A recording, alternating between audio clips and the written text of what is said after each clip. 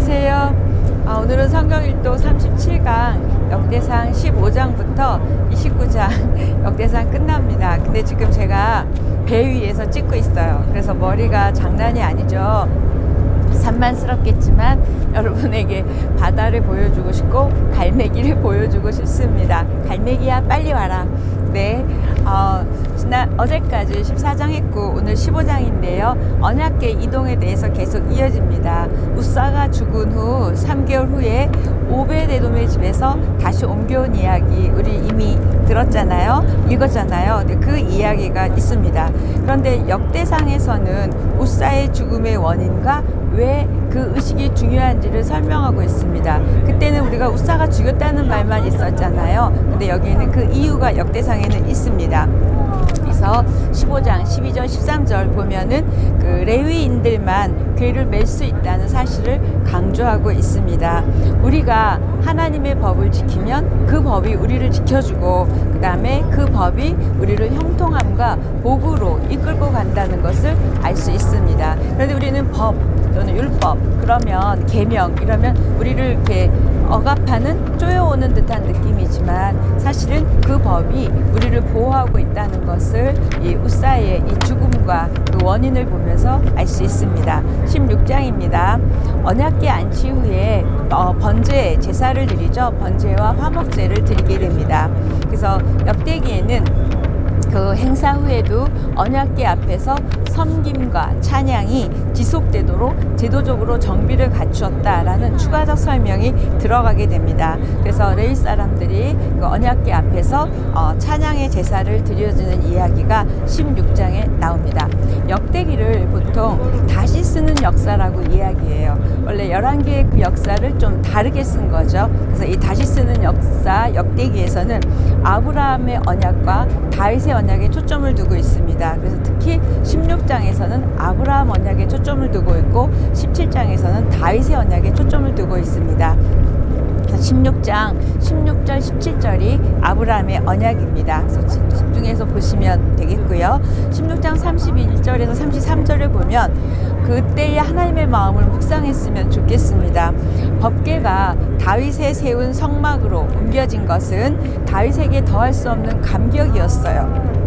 이 감격과 이 감사로 시를 쓰게 되죠. 그래서 이 시를 쓴 것으로 끝나는 게 아니라 아삽이 이끄는 찬양대, 지금으로 말하면 성가대죠. 이 아삽이 이끄는 찬양대가 노래를 하게 됩니다. 그래서 그 노래를 받으시는 그 하나님의 마음 얼마나 좋으셨을까, 그 영광을 묵상하면서 읽었으면 좋겠습니다. 그리고 이때의 시편이 96편, 105편, 106편입니다. 역대상 17장입니다.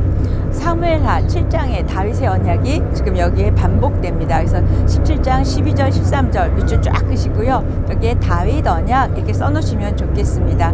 특별히 또 14절에 보면 내가 영원히 그를 내 집과 내 나라에 두겠다 이런 말씀하시고 7장 16절에 계속 이어지고 있습니다. 역대기는 하나님의 집과 하나님의 나라를 위해서 다윗 왕조를 세우셨다는 걸 굉장히 강조하고 있습니다. 왜요? 그래야 포로기를 지나고 온 이 사람들의 어떤 자부심도 정체성도 줄 수 있기 때문에 내 나라를 만들기 위해서 너희들을 세운 것이다 라는 이야기가 17장 21절부터 쭉 읽어보시면 좋겠고 특별히 17장 25절 밑줄을 그으시면 좋겠습니다. 역대기를 통해 언약의 뿌리를 찾은 포로 귀한 그 이스라엘 백성들이 성전을 재건하게 하려는 그런 격려와 소망을 지금 주고 있습니다. 그래서 이런 약속을 받은 자가 찬양할 내용이 무엇인지 17장에 나오는데요. 첫 번째 21절에 보면 구속하심을 찬양해야 되고 그 다음에 24절에 보면 견고하게 하심을 찬양하고 그 다음에 집을 세워주심을 찬양하는 게 25절 그 다음에 27절 보면 영원한 복 주심을 찬양하는 내용입니다. 하나님과 함께했던 다윗 왕조와 같은 시대를 다시 열고 싶은 역대기 저자의 마음이 깔려 있습니다. 그때 그 시절의 영광으로 돌아가고 싶은 마음입니다. 역대기 18장에서 20장까지는 다윗의 승전 기록들이 나와 있습니다. 그래서 18, 19, 20장 승전 기록들 읽으시면 돼요. 21장입니다. 21장에는 다윗의 큰 죄가 밧세바 사건과 인구조사잖아요. 그래서 다윗의 두 큰 죄 중에 지금 인구조사에 대한 이야기가 21장입니다. 그래서 큰 죄가 역대기에는 전혀 언급되지 않아요. 사실은 대신 인구조사의 죄만 기록하고 있습니다. 21장 1절입니다. 그런데 사무엘하 24장 1절은 인구조사를 여호와께서 하게 했다 이렇게 표현을 했는데 지금 역대기에서는 그렇게 표현하지 않고 있어서 그 차이를 좀 보면 좋겠습니다. 근데 이렇게 인구조사를 왜 하나님이 죄로 여기셨냐면 그 배후에 그 동기, 마음의 동기가 다윗의 교만이었다는 거예요. 그래서 18, 19, 20장 제가 설명 안 했지만 그 승전, 놀라운 승리들을 경험한 다윗이 마음이 높아졌고 또 하나님을 의지하기보다는 이제 군대, 자기가 싸워서 나갔다면 다 이기고 그런 군대를 의지하고 싶고 그래서 그 숫자를 계수하고 싶었던 다윗의 그 의도, 동기를 하나님이 죄라고 여기신 것 같습니다. 사실 인구조사 자체는 죄가 아니죠. 그런데 동기와 의도 때문입니다. 우리도 마찬가지예요. 우리가 어떤 행동이 죄가 아닐 수 있지만 그 동기와 그 의도가 하나님 보시기에 죄가 될 수 있음을 오늘 이 21장을 통해서 말씀하고 있습니다. 21장 1절을 보니까 사단이 다윗으로 하여금 이스라엘을 계수하게 했다. 결국 누구 때문에 그랬대요? 사단이 그렇게 했대요. 그래서 이 기록을 하는 이유는 굳이 사단이 해서 죄가 졌는데 왜 이 내용을 하냐면 인구 계수 때문에 하나님이 내리신 벌 중에서 아라우나 타작마당에서 제사를 드리잖아요. 근데 그 아라우나 타작마당이 결국 성전의 터가 됩니다. 그래서 이제 성전을 강조하는 게 역대기다 보니까 이렇게 성전의 터가 마련된 사건이기 때문에 이것을 기록하고 강조하고 있습니다. 다시 말하면 성전의 터를 건축하게 됐다, 잡게 됐다, 이거를 강조하고 있습니다. 하나님은 다윗에게 모리아산 오르난 타작마당 또는 아라우나 타작마당이라고도 하는데요. 거기에 성전터에서 법궤와 화목제를 드리게 하시고 불로 응답하셨어요. 불로 응답하셨다는 건 하나님의 사인이죠. 그래서 21장 26절 거기 하나님이 불로 응답하신 내용이 있습니다. 사무엘 하에서는 다윗이 이때 중보기도의 어떤 역할에 대해서 강조점을 했다면 역대기에서는 다윗이 오르난의 타작마당에서 제사를 드리며 그런 외치는 소리로 마무리를 하게 됩니다. 22장입니다. 22장 1절 보니까 다윗이 그 성전터를 발견한 것을 부각시키고 있고요. 22장부터 이제 마지막 장까지 29장까지는 성전을 건축하기 위해서 다윗이 얼마나 열심히 준비했는지를 하는 내용이 나오고 있습니다. 다윗은 왜 하나님의 전을 건축하고 싶었지만 하나님이 허락하지 않으셨잖아요. 그 내용이 22장 7절, 8절입니다. 성전을 건축할 사람은 다윗, 너가 아니라 솔로몬이라고 말씀해 주시죠. 10절까지 이어집니다. 성전 건축을 위해서 준비하는 내용이 22장 뒷부분에 많이 나오는데 돌, 철, 놋, 백향목, 금목, 석수, 목수 굉장히 많이 다윗이 완벽하게 준비해주고 있습니다.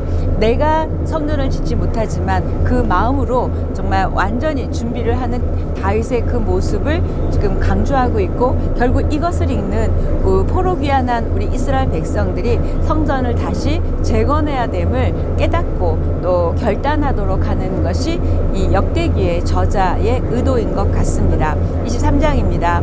성전 봉사를 할 제사장과 레위인이 어떤 일들을 해야 되는지 임무 조직도 같은 것이 23장이고요. 24장은 24반차, 그러니까 12지파에다가 2명씩 하면 24반차죠. 그래서 24반차 제사장 조직이 나오고요. 24장 5절에 보면 피차에 차등 없이 이런 단어가 나와요. 밑줄 보세요. 설교하는 목사나 안내하는 우리 집사님들이나 피차에 차등이 없는 거예요. 하나님 보시기에는. 그래서 하나님의 일을 맡은 직분에는 차등이 없고 그 직분은 철저히 하나님을 섬기고 예배를 섬기는 일이기 때문입니다.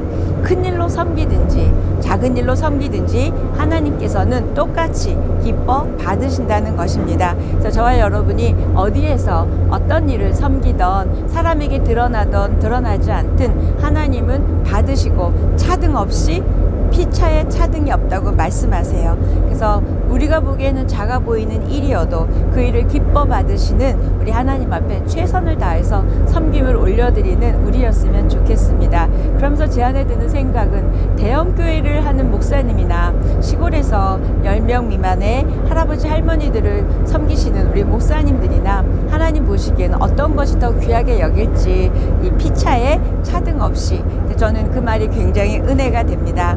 25장입니다. 성가대가 이때부터 시작이 됐어요. 그래서 다윗이 성가대를 만들고 또 지휘자를 임명하는 이야기입니다. 그래서 새로운 직무가 이게 없었던 직무인데 만들어지게 됩니다. 그래서 아삽 또는 헤만과 여두둔의 자손들로 구성이 되어 있다, 이 표현이 나오고요.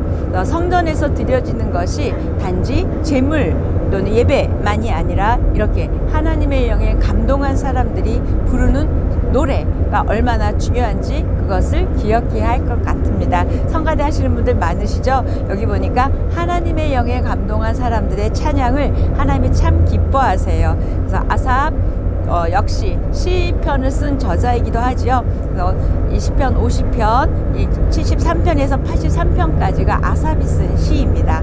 자, 25장 8절에 보면 신령한 노래를 부르도록 선택받은 288명이 12명씩 돌아가면서 직무를 맡게 되는 일을 나오게 됩니다. 다윗이 사람들이 그렇게 시비가 없도록 지혜롭게 감당하도록 잘 차등 없이 하게 합니다.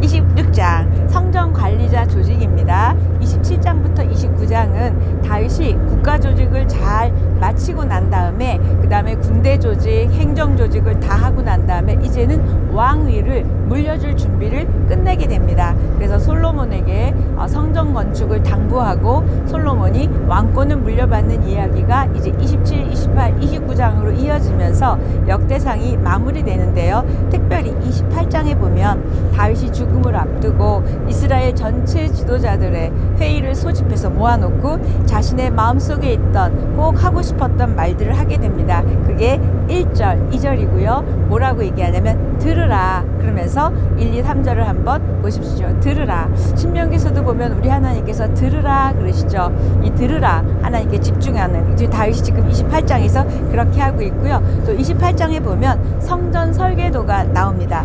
28장 11절부터 19절까지가 성전 설계도입니다. 마지막 장 역대상 29장입니다.